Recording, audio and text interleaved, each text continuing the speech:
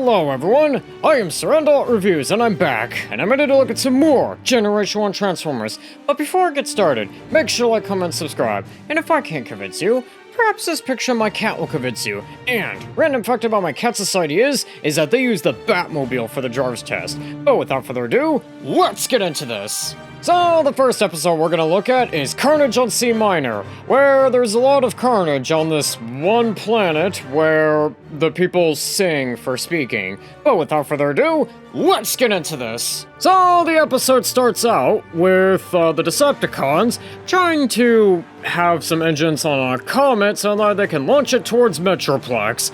But luckily, the Autobots, led by Ultra Magnus, end up putting a stop to this scheme.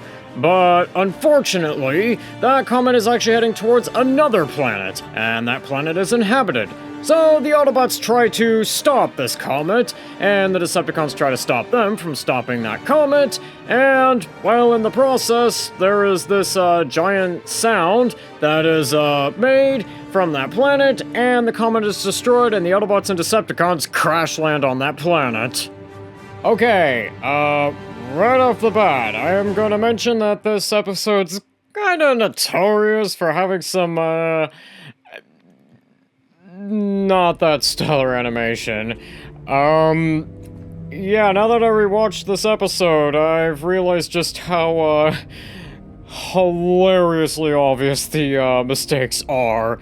And I'm talking hilariously obvious. Like, you know, Devastator and Soundwave just casually being the same size, or, you know, just random characters being brought back from the dead, like Brawn and also Bone Crusher, and apparently they're fighting on the same side as the Autobots.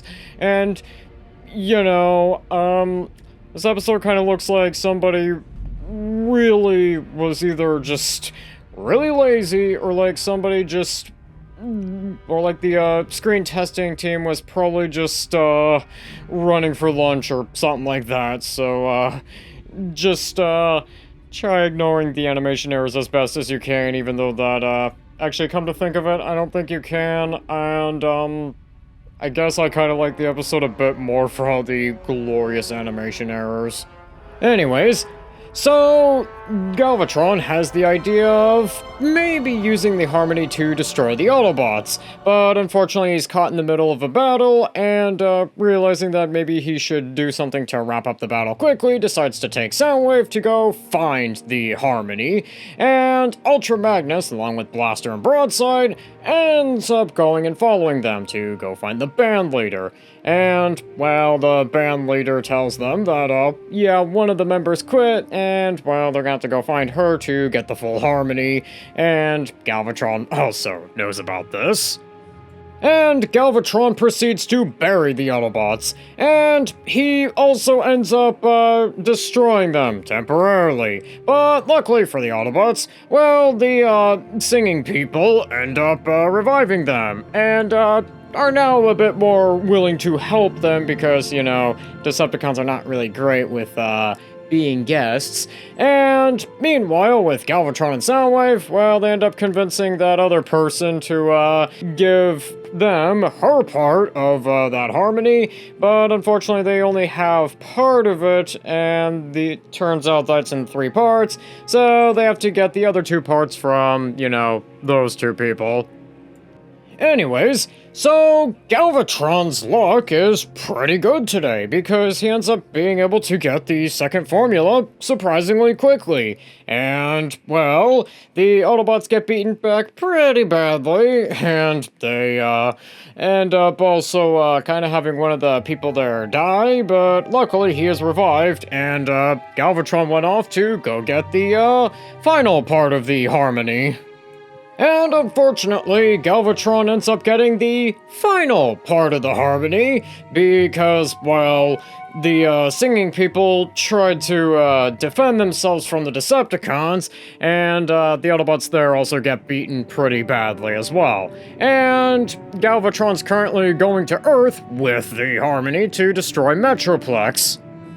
And while the Decepticons attack Metroplex, well, the Autobots are, as it turns out, pretty a-okay. And they end up coming by and defeating the Decepticons, and Blaster ends up deleting that tape that Soundwave would have used, and, well, the episode ends. And overall, I will say that this episode is actually not as bad as people say it is. I mean, okay, don't get me wrong, the animation is absolutely some of the worst that I have seen in the entire series. But I will say this here, the episode's actually got a pretty interesting setting. I mean, a planet where the people sing is not really, the worst idea, or really an idea that's used a whole lot. I like the idea of how they have a specific harmony that could be used for destructive purposes, and overall, I will say that the episode's pretty okay, and I kind of like how Blaster basically actually understands the Harmony people, and this episode's really not that bad. I think that really they should have put a lot more time and effort into animating the episode, but the episode's really not the worst, and despite the fact that people say that this episode's pretty bad, at least we'll remember it by the end of today, so that's a plus. But I think with that, on to the next episode, which is Fight or Flee, where a peaceful Autobot society is gonna have to pick between whether they fight or, you know, stay enslaved by the Decepticons. But without further ado, let's get into this! So, the episode starts with Scourge and Cyclonus being led into a trap by the aerial bots, and the aerial bots, having them pretty badly outnumbered and outgunned, forces Cyclonus and Scourge to basically have to retreat into this wormhole thing, and they end up on this planet where they crash land. And there are some Autobots there, but surprisingly enough, the Autobots there are actually, pretty peaceful and hospitable, and, actually care for them. And Scourge and Cyclonus think that maybe this is something they should probably report to Galvatron. And they both end up taking over a communications station, and they contact Galvatron saying that this planet pretty much just has his name written all over it. And meanwhile with Sandstorm, well, he's trying to, convince his people that, maybe they should probably, take this threat just a little more seriously. But, well... Paratron, I implore you to help me defend our planet from these violent intruders! I think you're taking this much too seriously. Yes, the two strangers just had a little too much energon. They're just misunderstood. Besides, citizens, there's enough energon for everyone. Let us not fight. And I'm telling you, they're dangerous. You wouldn't be talking about us, would you?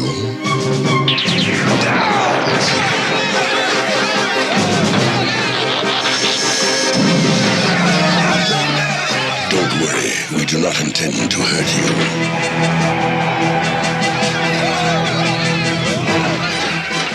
Hail, Galvatron!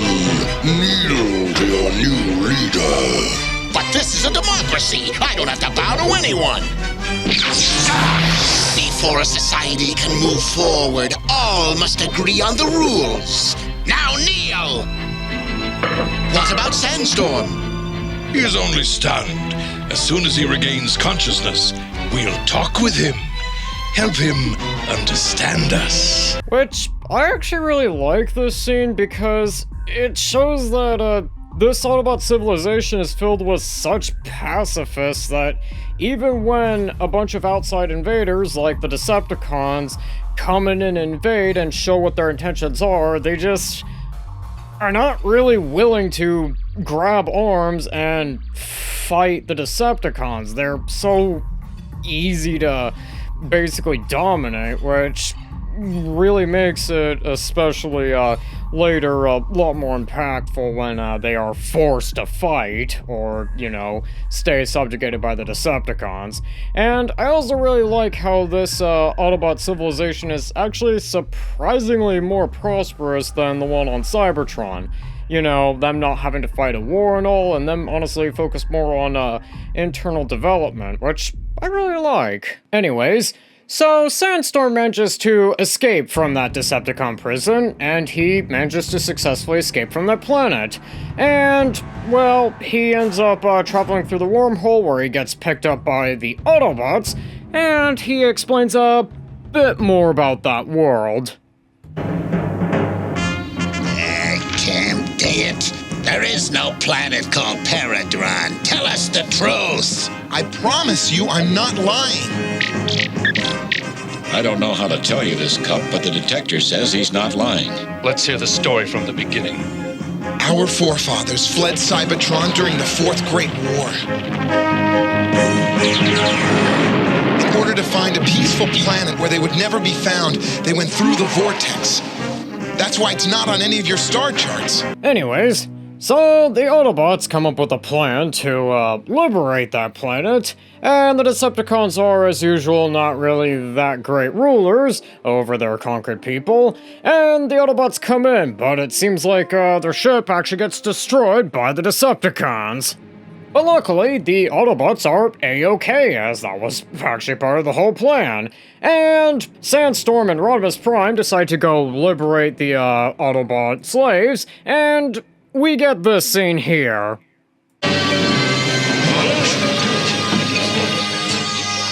It's time we fought for what we believe in. Our freedom, our planet, our lives. We're in a hurry. Give them the weapons.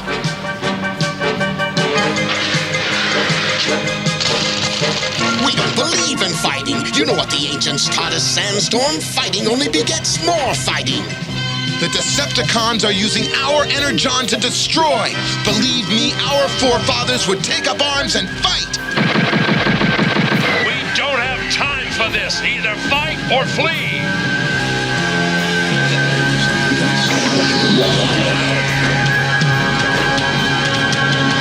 And I really like this scene here, along with the last one, because, well, this scene here does go really well with the last scene that I showed, well, that scene from earlier I showed, because it shows that if these Autobots, despite the fact that they are pacifists, want to, you know, keep their way of life, they're either gonna have to fight or, you know, flee, as Rodimus Prime said. And they ultimately choose that, in all honesty, they're gonna have to fight because, well, the Decepticons are not gonna stop with them.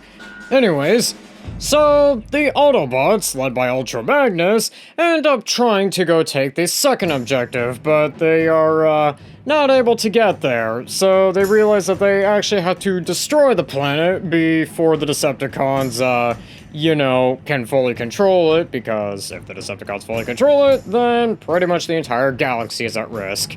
And, well, they end up going to the core and blowing it up, and all the other Autobot civilians end up evacuating. And the Decepticons retreat, and the planet gets destroyed. And overall, I will say that this episode's actually probably one of Season 3's best episodes. I mean, I really like how these pacifist Autobots at the end are gonna have to pick between whether fight for what they believe in, or whether they're just gonna have to flee and probably let the Decepticons control their planet and leave the galaxy vulnerable to being taken over by them. And I will say that, this episode's placement after Starscream's ghost is, kinda weird. Because this episode clearly should actually take place before Starscream's ghost, but that's not really a complaint against the episode, that's kind of a complaint against the episode's placement.